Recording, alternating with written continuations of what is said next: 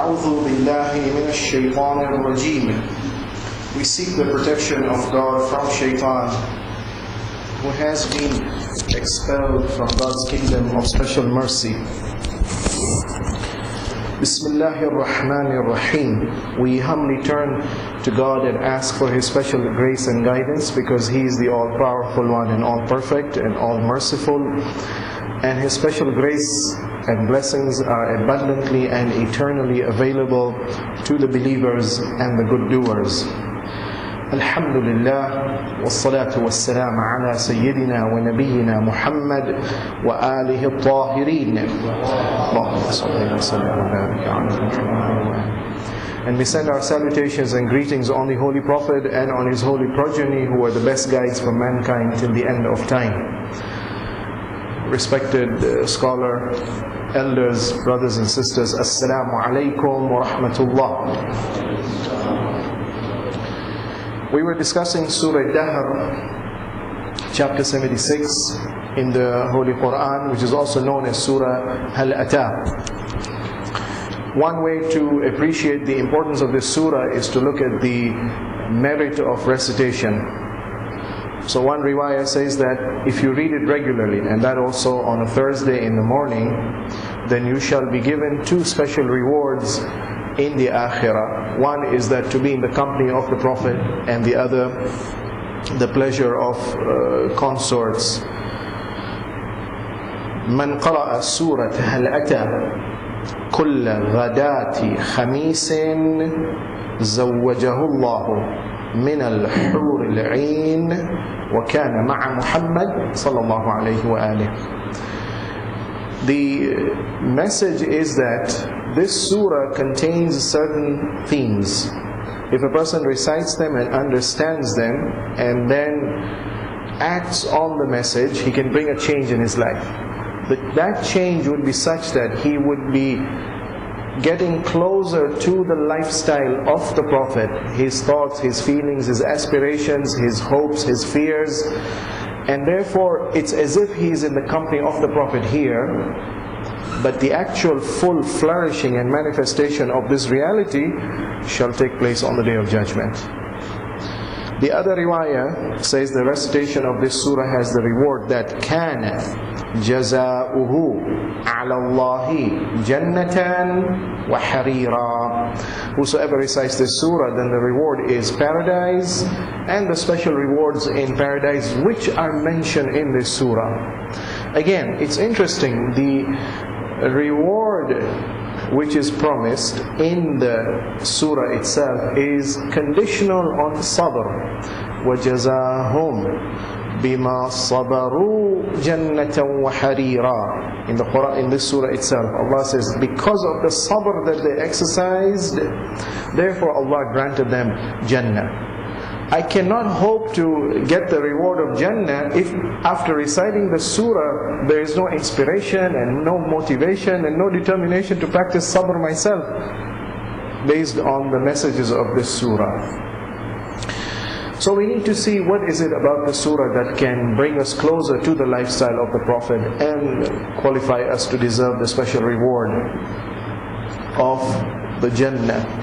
The surah has 31 verses which can be broken up into themes. Ayah number 1 to 4 is an introduction, and then ayah 5 to 22 is the reward, the actions and the reward given to one of the highest groups of the righteous people, the Abrar. And then ayah 23 to 26 talks about the challenges the Prophet faces and how is he advised to cope and to face these challenges, and therefore the message for us would be in similar circumstances we would also have to follow the same steps. And then ayah 27 and 28 is the consequences of punishment for the ashrar, the evil ones, and then the last two verses, the conclusion. We have already covered the introductory verses, ayah 1 to 4. Bismillahir Rahmanir Rahim. Hal ata 'ala al-insani hinun min ad-dahr lam yakun shay'an madhkura. Man, reflect upon your beginning. Know that you came from a state where you were powerless. In fact, there was a state in your being when you were either nothing or you were something but not worthy of mention. إِنَّا خَلَقْنَا الْإِنسَانَ مِنْ نُطْفَةٍ أَمْشَاجٍ نَبْتَلِيهِ فَجَعَلْنَاهُ سَمِيعًا بَصِيرًا. So you were powerless, and we created you from a small drop of fluid, and we gradually developed you to full completion, fully functional, perfect human being, and we granted you all the faculties, the most important ones of which are the sight and the hearing faculty. إِنَّا هَدَيْنَاهُ السَّبِيلَ إِمَّا شَاكِرًا وَإِمَّا كَفُورًا. And then we sent the best of the messages, we sent it through the best of the messengers, and the message was delivered in the best manner possible, in the most clearest terms possible. There was no shortcoming or failure on the part of the delivery or the message itself. And therefore the challenge for you was, you were given the choice either to accept or to reject. If you accepted, you would have been thankful. If you rejected, you would have been ungrateful for the biggest bounty man can ever enjoy. And that is, you may have everything in the dunya, all the physical pleasures, but if you miss this one bounty, you're a loser. And that is the bounty of guidance. To know what is the reality of the universe, that there is a beginning, that there is an end, that in between the two I have a purpose in this life, and how to achieve that purpose. You have everything in the dunya, but you miss this fundamental bounty, you're a loser. Imma shakiran, are you grateful? Are you cognizant? Do you acknowledge this great bounty or not? If you don't, then in just one phrase Allah lists down several modes, several modalities of punishments. Inna a'tadna lil kafirina salasila wa aghlalan wa sa'ira. We've already prepared. It's not something that will be created in the future. It's ready now. But it's just that we're not aware of it. Already now, there are chains, and there are collars, and there are blazing fire as punishment for those who deliberately, knowingly, willfully deny and reject the truth. Not for those who are ignorant with an excusable ignorance. We came and stopped here last time. We'll now continue with the next paragraph, which describes the second group of people, those who are thankful. But amongst those who are thankful, there are different categories. The one category that's described here are the abrar. And because of the rewards being promised to them, and the actions because of which they deserve these rewards, it seems amongst those who respond positive, this is the best group. Innal abrara yashrabuna min ka'sin kana mizajuha kafura. Forget the collars and the chains and the blazing fire. In contrast, there is this group that shall be made to enjoy a drink which is flavored with the best of the tastes and the perfume, which is incomparable to anything that man can enjoy in the dunya. But who are these people who are being rewarded such a great reward? Aynan, this flavored drink is from a spring. Aynan yashrabu biha ibadullah. These are servants of God and God alone. Yashrabu biha ibadullah yufajjirunaha tafjira. And they are so powerful, so blessed, that they can, not only they will be served the drink, they will cause the drink to flow.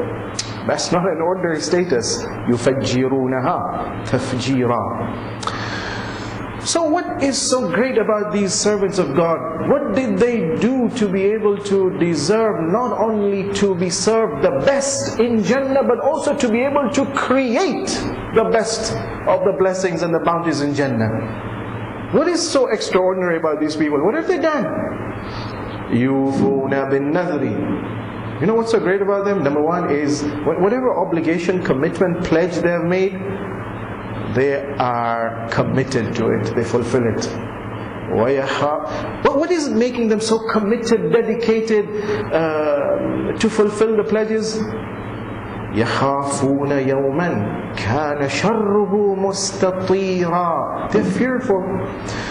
They have realized the truth about the universe, that this universe is in place for a purpose.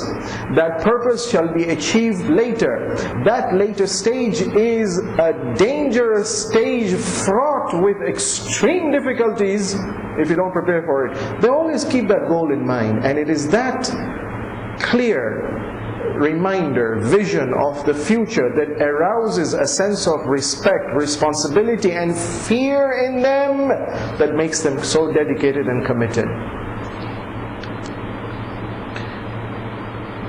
وَيُطْعِمُونَ الطَّعَامَ. And they are constantly in the state of feeding those who are needy, and then the list of the needy is mentioned.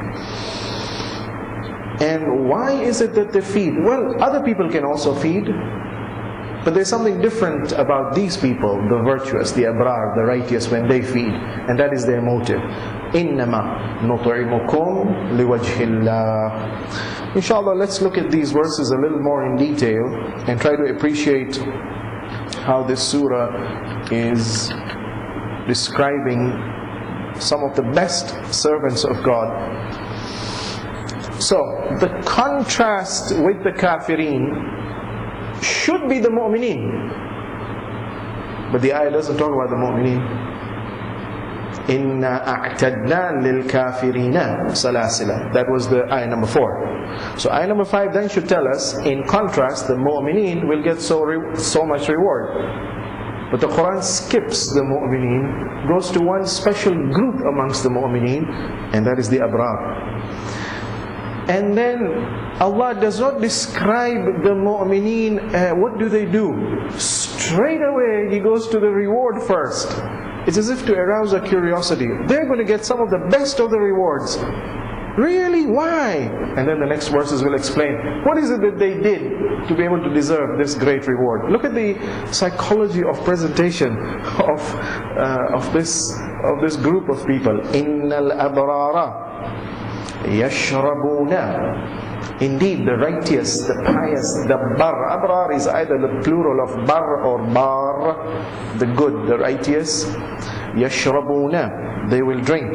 Min ka'sin, ka'as, a cup filled. Normally, in the dunya it refers to cup filled with wine. Min ka'sin, but kana mizajuha kafura. This is a wine-filled cup, but with a special flavor, the tinge of camphor in it. So let us look at a little more detailed into this ayah. What is it trying to say? So point number 1 that we need to appreciate is Allah is contrasting the kafir with the abrar. These are the ones who are grateful for the greatest bounty they can enjoy, and that is of hidayah.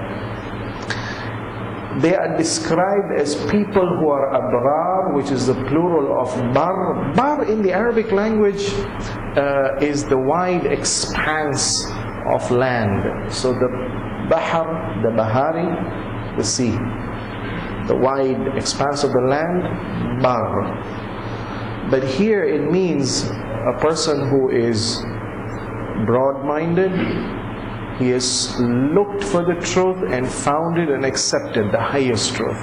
He is not stringent and stingy in his heart. He's got an expansive heart. He's very generous. He is not restricted in his actions. He is very expansive in his actions. He is bar, he is wide in the widest possible sense at all levels, in his head and heart and through his hands. Innal abrara yashrabuna, they will be made to drink, or they will be offered a drink of wine. But obviously the wine of Jannah, or incidentally, that this reward is not of the dunya. The reward is of the akhirah and the Jannah. Wasababu, the previous verse said, Inna a'tadna lil kafirina sa'ira. There will be salasil and aghlal and sa'ira in the akhirah. So also in the akhirah, in contrast, the mu'mineen, no, the abrar amongst the mu'mineen shall be given this reward. That this cup of wine obviously is not the same intoxicating cup of wine of the dunya. In Surah Waqi'ah, if you remember, when the drinks are discussed, chapter 56, Allah describes the muqarrabeen, that they shall be given different bounties in Jannah. Number one, they will be welcomed and they will be asked to relax. Number two, they shall be served. There will be servants all around them. Number three, there will be drinks. Number four, there will be fruits. Number five, there will be meat, fowl meat. And number six, then companions. Look at the step-by-step service being given to them in Jannah. Step number three was the drinks. But the drink which will be flowing in different goblets and cups and vessels, بِأَكْوَابٍ وَأَبَارِيقَ وَكَأْسٍ مِّن مَّعِينٍ لَا يُصَدَّعُونَ عَنْهَا وَلَا يُنَزِّفُونَ. The beauty about this drink is that they shall not suffer the morning after effect of the drink. The alcohol and the wine of the dunya has two problems. Number one, it makes you lose your senses. And number two, next day you have the headache that follows. The Quran says none of these two effects are going to be there. The pleasure of the drink will be there, but the pain will not be there. That's a special drink out there. The effect of alcohol, which is to distract you from all the miseries, will be there.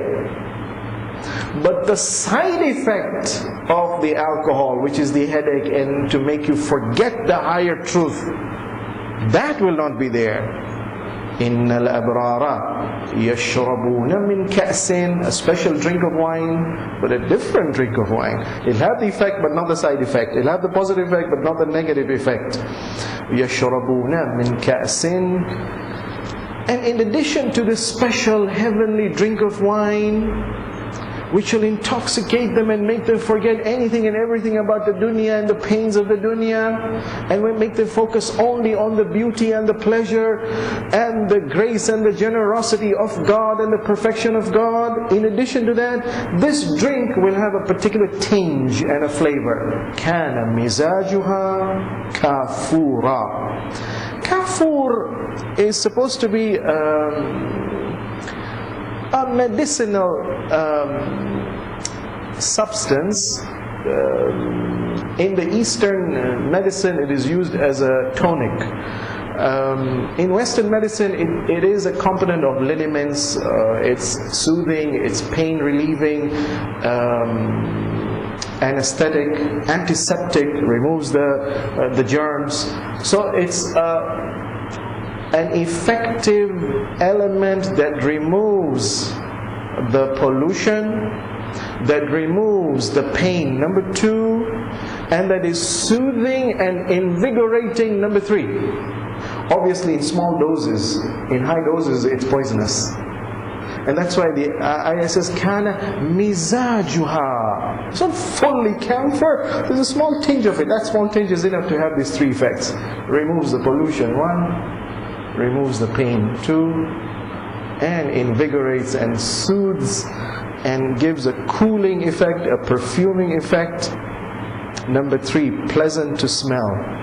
According to some scholars, kafur is that drink. Once a person drinks from it, it quenches the thirst. But what type of thirst? The thirst for everything which is evil. Amazing drink. Innal abrara yashrabuna min ka'sin كَانَ مِزَاجُهَا كَافُورًا. If we say that the relationship between the dunya and the akhirah is such that whatever seed is sown here, the fruit will show there.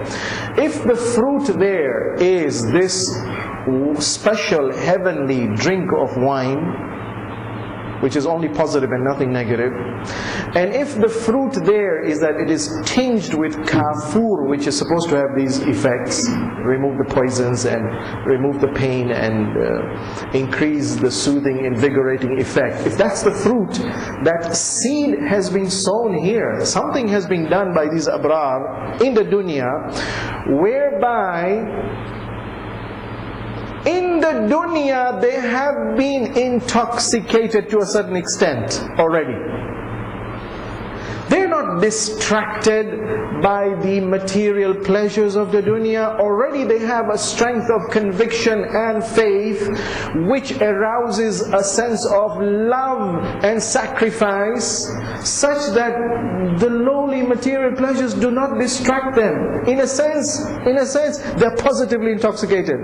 They're already drinking some wine, not the wine that you and me know. The true picture of that wine, it'll be in the akhirah. But the seed has been sown here.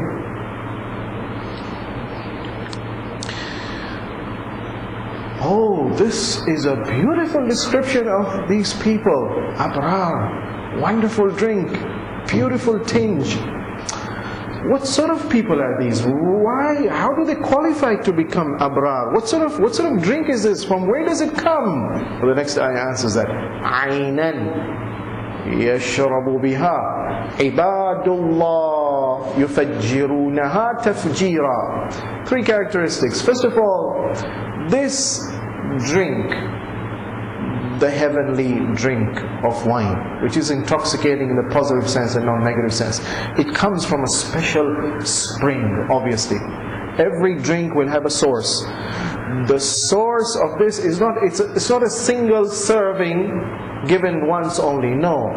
There's a constantly flowing source of this drink, one. Number two, this drink will only be served and enjoyed not by ordinary people, but by those who are servants of God, ibadullah. That means they are not ibadul shaitan, they are not ibadul dunya, they are not ibadul hawa, they are not ibadul taghut. They are not the servants of their desires, or of the devil, or of the dunya, or of the dictator. They are servants to God and God alone. So they undergo a process of temporary deprivation in the dunya to achieve a higher level and a continuous level of enjoyment in the akhirah.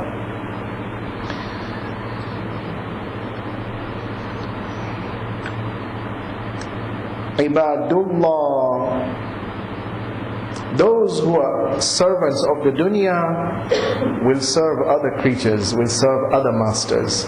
But those who are servants of God, and those who are abrar, and those who are righteous, and those who are good doers, they serve the true Creator.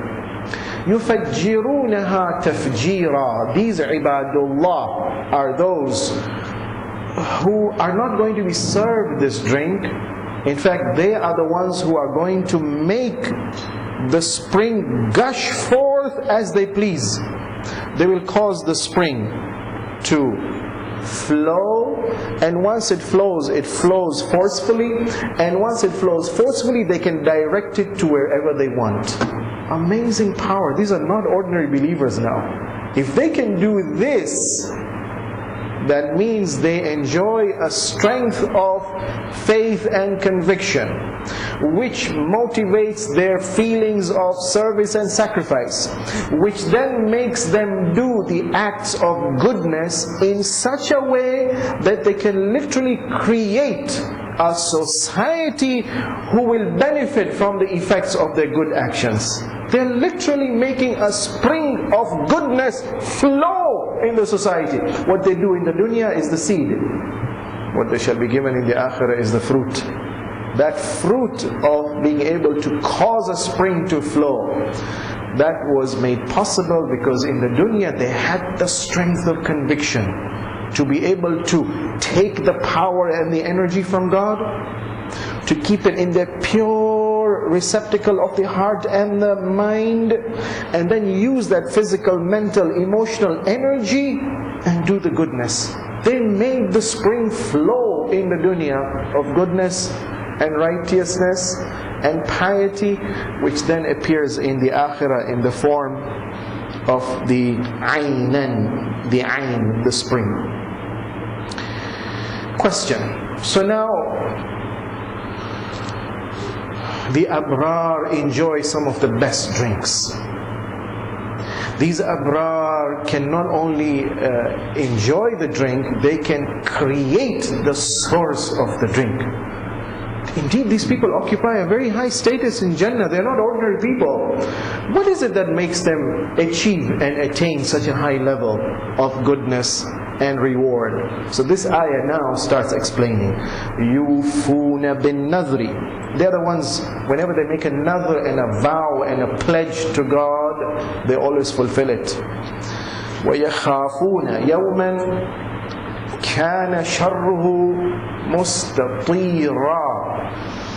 And they fear a day when the punishment shall be widespread. So obviously this vow is such that if it is left unfulfilled, there is punishment. So that means the fulfillment of the vow becomes obligatory. But notice, this ayah and the next ayah will describe their feeding characteristic. There is no mention of the other acts of goodness. The fact that they have to have the right faith, and they have to have the right character, and then they have to be constantly in prayer, and they have to be concerned about the relatives. All the other good characteristics are not mentioned. Only 3 characteristics are mentioned. One is that they fear the Lord, 2 is that they fulfill their obligation, and 3 is they feed. And yet they achieve that high level. It seems that this group of people has attained such a degree of piety that they already have the right faith. They already have the right character. They already have the righteous actions. But beyond the ordinary believers, all the better believers, all the best of the believers, this is the cream, the top. Look at their level of sacrifice now. Yufuna bin nadhr.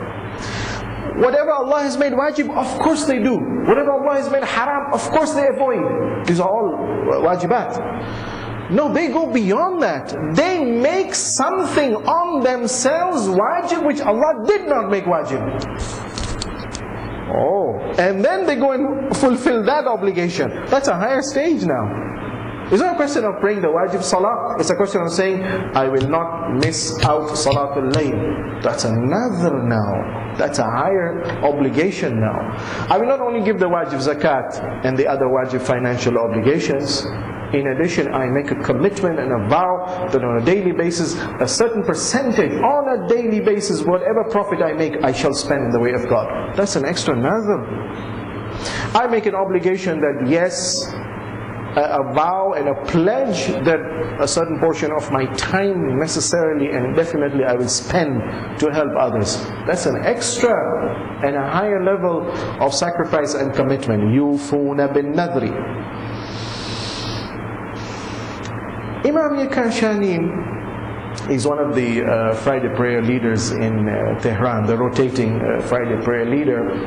I liked his application of the word nadhr. He says nadhr is a vow or a pledge that you make. And therefore it's not confined only to the pledges that you make to God. True, the fiqh says nadhr is to be made to God alone. But basically any other pledge or vow that you make can come under this ayah.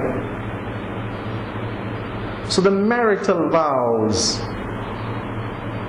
also are included in this ayah. The obligation an individual has to society included in this ayah. The obligation a child has to parents, included in this ayah.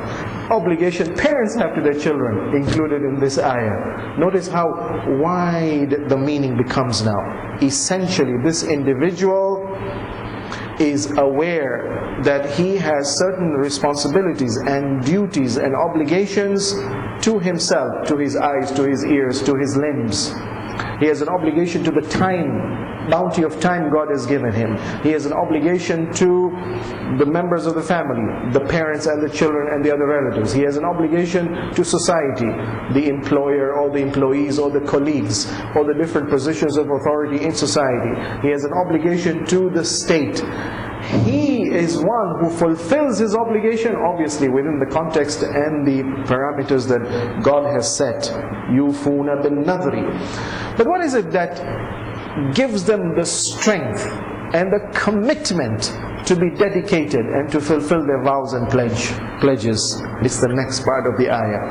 وَيَخَافُونَ يَوْمًا كَانَ شَرُّهُ مُسْتَطِيرًا. They are fearful of a day where the suffering and the afflictions shall be maximum, shall be widespread, shall be severe, shall be intense, shall be basically incomparable to anything that man has faced in the dunya. For example, in the Quran we are told about the afflictions that man shall face on the day of judgment. Surah Hajj chapter 22, ayah number 1. يا أيها الناس اتقوا ربكم إن زلزلة الساعة شيء عظيم. One of the unavoidable afflictions every human being shall have to face is the cataclysmic apocalypse and the universal changes that will take place at the end of earthly life. Everyone will have to face that. But who shall remain secure? Those who have prepared for it. They always keep this in mind. يَخَافُونَ. And therefore, once the vision is clear, therefore it necessarily arouses a sense of fear in their hearts. Or, for example, in Surah Muddathir, chapter 74, ayah number 8, Allah says, the day of judgment, for the kafir, but not for everyone, not for the believers. For the kafir, it is a severe day. فَإِذَا نُقِرَ فِي النَّاقُورِ. When the trumpet shall be blown. فَذَلِكَ يَوْمَئِذٍ يَوْمٌ عَسِيرٌ. That day is an extremely difficult, painful day. For everyone? No. عَلَى الْكَافِرِينَ غَيْرُ يَسِيرٌ. But especially for the kafir, it shall not be easy. That means for those who are true believers and pious, there is the chance that they shall be relieved of some of the pains and afflictions of that day. In Surah Naml, chapter 27, ayah number 88, again Allah describes one of the afflictions of that day. Ayah 87 says that وَيَوْمَ يُنْفَخُ فِي الصُّورِ. When the trumpet shall be blown, فَفَزِعَ مَنْ فِي السَّمَاوَاتِ وَمَنْ فِي الْأَرْضِ. Every living being, be it in the heavens or on the earth, be it the angels, be it the humans, be it the jinn, be it humans who have traveled in other planets, all of them shall swoon out of fear and the intensity of the changes that will take place on that day. إِلَّا مَنْ شَاءَ اللَّهِ. But some will be protected. Some will be protected. وَكُلٌّ أَتَوْهُ دَاخِرِينَ. And everyone on the earth, in the heavens, spiritual, human, angelic, jinn, all of them shall come to Him, to His presence, in total obedience and in total submission. And finally, in Surah Taha, chapter 20, ayah number 127, Allah describes the severity of the Day of Judgment in these terms. That on that day, when the affliction shall strike,